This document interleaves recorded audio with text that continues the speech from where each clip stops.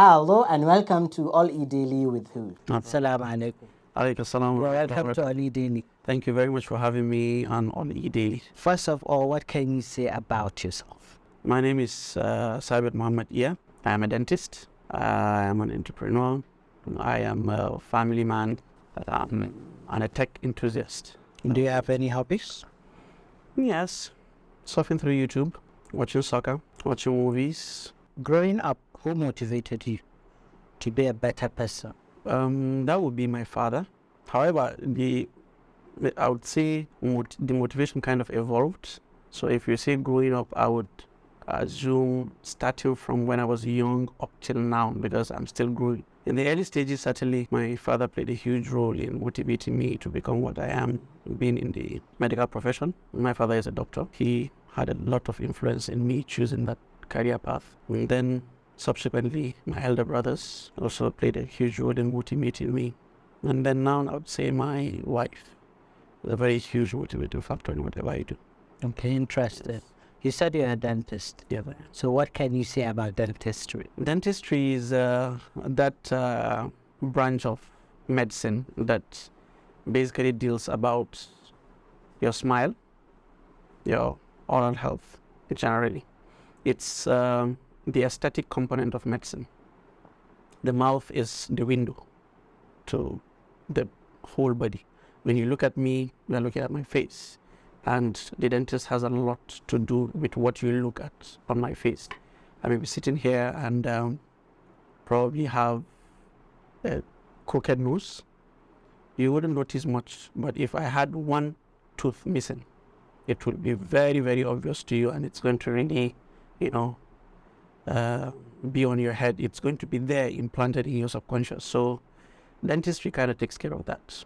It helps to give people that confidence, give you a very good oral health, which will, of course, translate into you having a general body health. So when we talk about oral hygiene, Yes. what can you tell our viewers about that? So basically, the simple oral hygiene that we all know is about keeping your teeth clean. We all grew up seeing our parents brushing our teeth for us since when we were children with toothpaste, when we swallow as much toothpaste as we can, and then they struggle with us to ensure that we don't swallow and we spit, and all of that. So toothbrushing is an essential part of oral hygiene. Using the right toothbrush, the right toothpaste. Then, of course, eating healthy.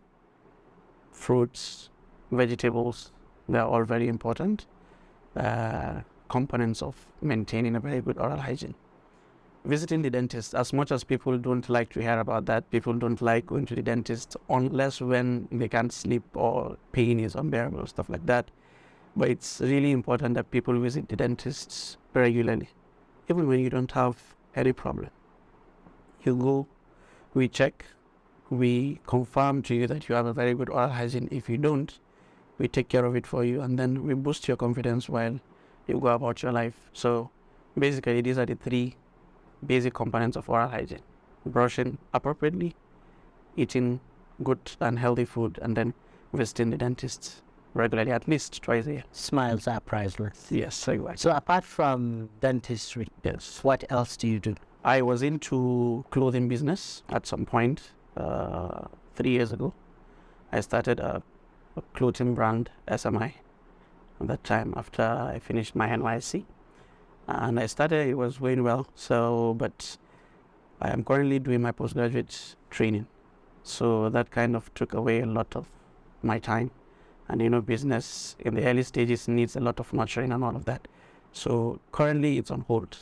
That aspect is on hold. However, I am engaging myself in concierge dentistry. It's an aspect of dentistry where you bring dentistry to the people.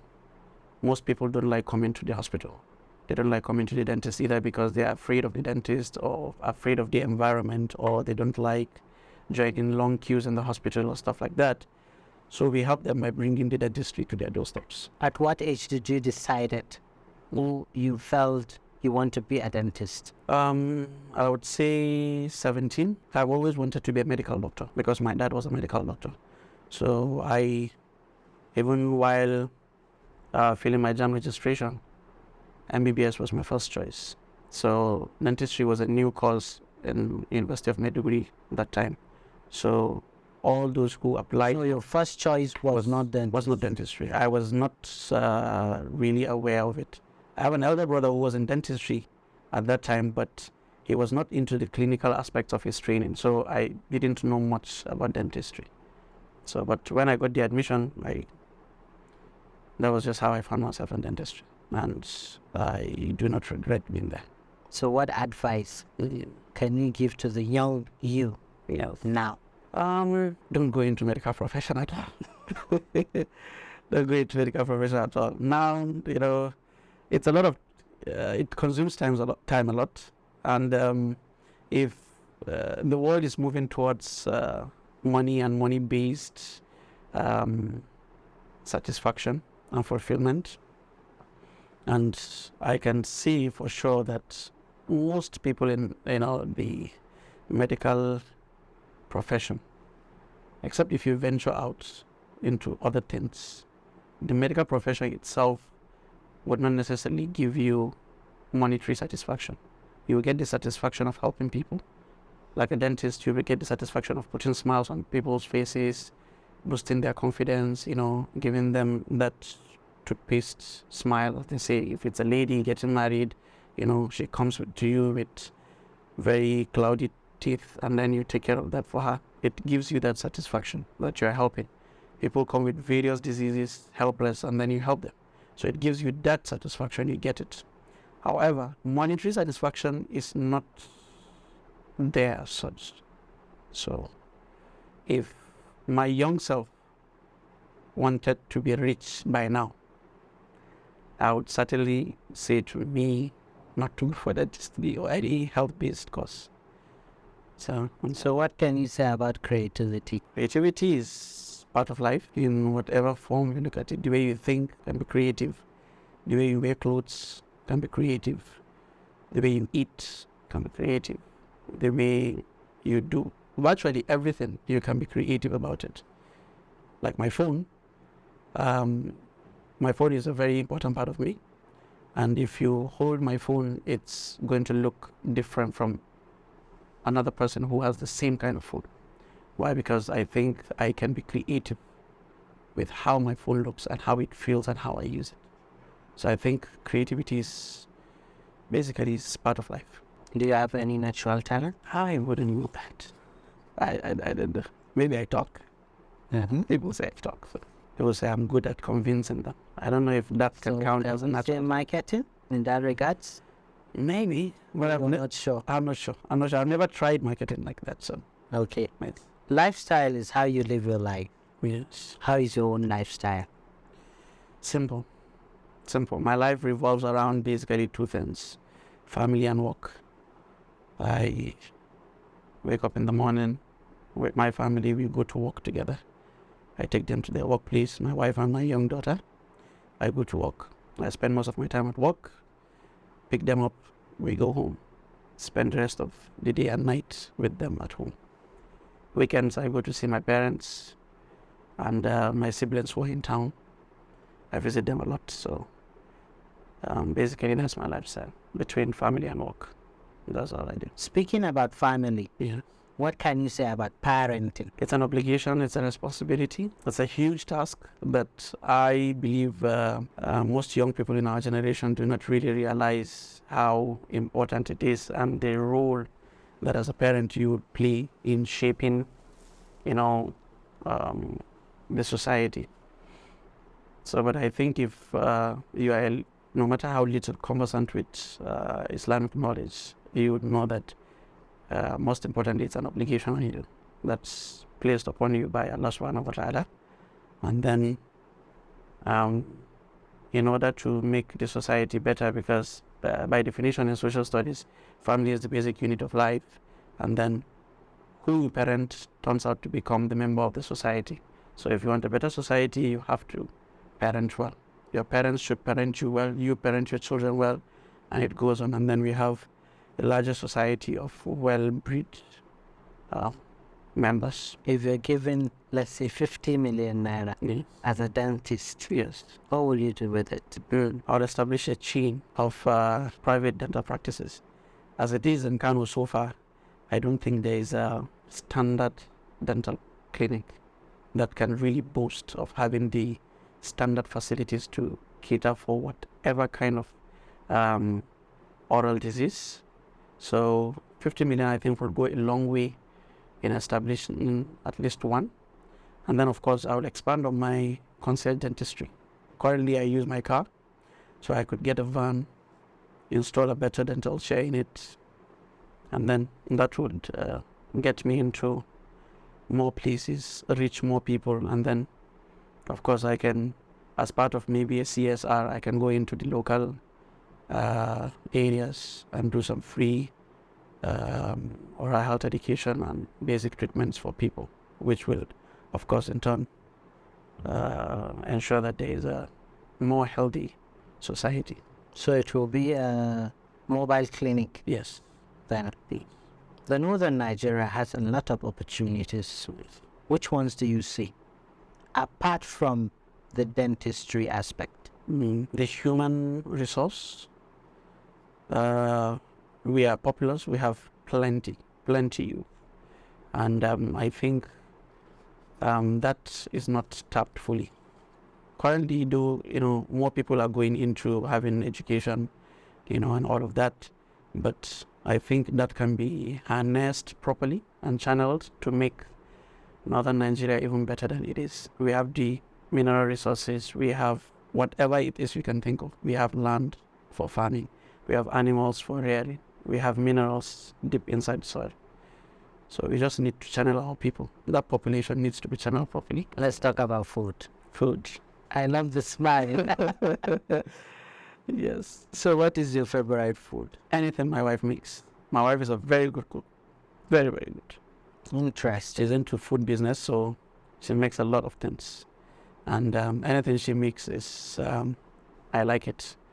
I would not call myself a food guy, generally. I don't eat, even at home, is one of the major problems my mother used to have with me. But since I married my wife, I've been experimenting a lot. And I'm enjoying the journey. So, Beef or chicken? beef, Rice or spaghetti? rice, Coke or Pepsi? cook, chilled cook. The one that is sweating. Not the icy one? No. Sweating cook.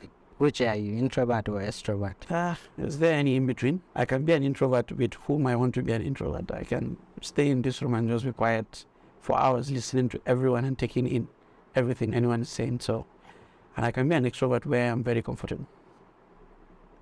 So depending on the situation. Yes. Who is your role model? Well, that would certainly be the Prophet, Sallallahu Alaihi Wasallam, first and foremost. So I would assume you're asking me someone other than him. And I would say my dad. What can you say about mentorship? I think it's a very underrated and understated aspect of growth that we don't really utilize, especially here in northern Nigeria. I think it's very important for each and everyone, wherever you are, whether you're in academia, whether you're into entrepreneurship, whether you're an artisan, to have a mentor, someone whom you look up to, someone who would, hold your hands and guide you. Not necessarily spoon feed you, but, guide you appropriately so that you make minimal mistakes while you transcend the ladders of whatever profession it is that you're doing. So I think it's something that's very important that should be looked into. In your career, Yes. what can you say help your success? Fear of losing. I fear losing out. At all stages, there are people, I have friends whom I've started with. So the fear of them moving past me or leaving me behind is what really drives me the most. What are your strengths and weaknesses? My weakness so my strength would be my family and it would be my weakness at the same time. So I'm very emotional about my family, so it can be a strength and a weakness depending on the circumstance. Just wait.